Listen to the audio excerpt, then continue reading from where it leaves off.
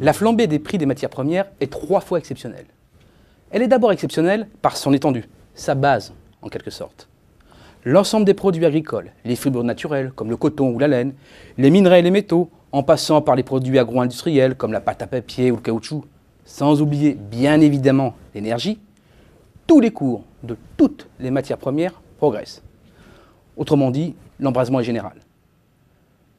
La flambée actuelle est aussi exceptionnelle par sa brutalité. Au cours d'un même mois, de formidables accélérations suivies de retours en arrière tout aussi impressionnants sont devenues monnaie courante. La volatilité est devenue extrême, comme le dévoilent parfaitement les évolutions du cours du coton en mars. Parti de 200 cents la livre en début de mois, le cours du coton a quasiment accroché les 210 cents en fin de période, soit une hausse relativement modeste de 2,4%. Un 2,4% qui masque mal la fulgurance des évolutions qui aurait fait passer le prix par un sommet à plus de 215 cents le 4 mars, consacrant, entre parenthèses, une envolée de 8% en 3 jours seulement, puis une chute à moins de 186 cents 12 jours plus tard, soit une baisse de 14%, avant une nouvelle remontée. La flambée est exceptionnelle, une dernière fois, parce qu'elle s'inscrit dans la durée. Cela fait maintenant 6 mois que les cours sont pris dans une spirale haussière. La synthèse de ces 3 traits exceptionnels, étendue, volatilité et durée, peut se lire à travers l'évolution d'un panier de biens, ici mesuré par l'index GSCI. Depuis août dernier, sa hausse est droite, franche et directe, ce qui a permis à l'indice de gagner plus de 45% en 7 mois. Les répercussions les plus évidentes de cette flambée se lisent dans les évolutions des prix des carburants et des denrées alimentaires de base, c'est-à-dire des produits qui subissent peu de transformation, ceux qui sont en fait en prise directe avec les cours des matières premières. Le litre de gazole est ainsi passé de 1,14 € en septembre dernier à près d'1,40 € aujourd'hui, soit une hausse proche de 23%. Au terme de négociations très tendues, grande distribution et industriels de l'agroalimentaire sont parvenus à des accords sur l'évolution des prix. Et pour les ménages, certaines hausses seront spectaculaires. Entre 15 et 20% pour les prix des farines, de 10 à 20% pour le café, de 5 à 10% pour les pâtes. Ces hausses vont bien évidemment entamer le pouvoir d'achat des catégories les moins favorisées, celles dont le poids d'alimentaire est le plus élevé dans le budget. Mais ce n'est là que la partie émergée de l'iceberg. La flambée des prix agricoles est planétaire et ses effets dans les pays sont d'autant plus dramatiques sur les niveaux de vie que la part des revenus consacrés à l'alimentation est élevée. En d'autres termes, les pays émergents sont en première ligne. Un rapide survol met en évidence l'importance de ce poste au Brésil et en Chine. Et c'est encore pire en Inde, où il représente 46% du budget des ménages.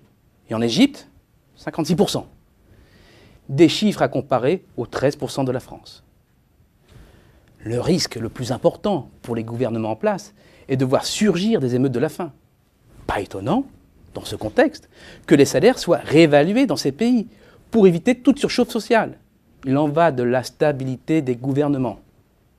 En décembre 2010, l'agence officielle Chine Nouvelle annonçait une hausse de 21% du salaire minimum pour les salariés de la municipalité de Pékin à compter du 1er janvier, après déjà une hausse de 20% 6 mois plus tôt. Foxconn, société taïwanaise, qui assemble des produits électroniques comme l'iPad d'Apple, a dû consentir l'année dernière à une revalorisation de 30% des salaires dans son usine chinoise de Shenzhen. Et les exemples se multiplient. À tel point que pour certains donneurs d'ordre occidentaux, la note commence à devenir salée. Entre la flambée des prix des matières premières, l'envolée du coût du travail et le gonflement de la facture transport, les prix des produits importés ne cessent de se renchérir.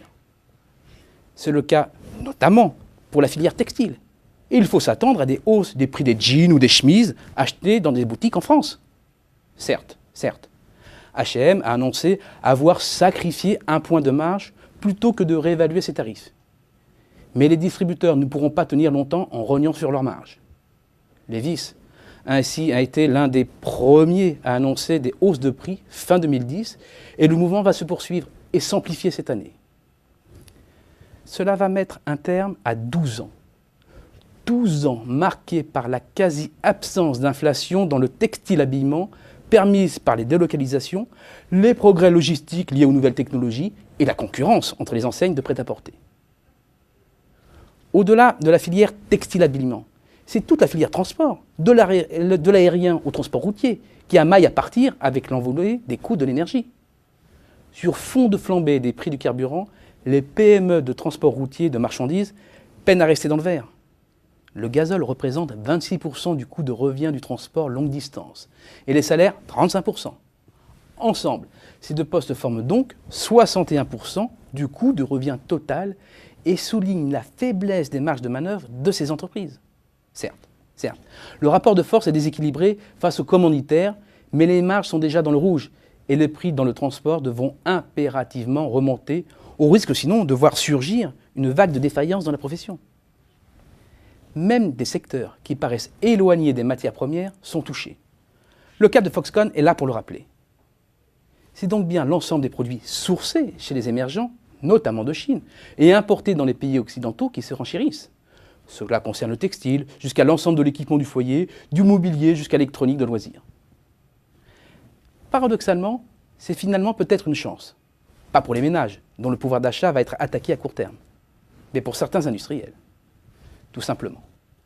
Quel est l'intérêt de délocaliser ou de maintenir des sites de production dans des zones où les salaires flambent et où les procédés de fabrication sont plus gourmands en matières premières et en sources d'énergie?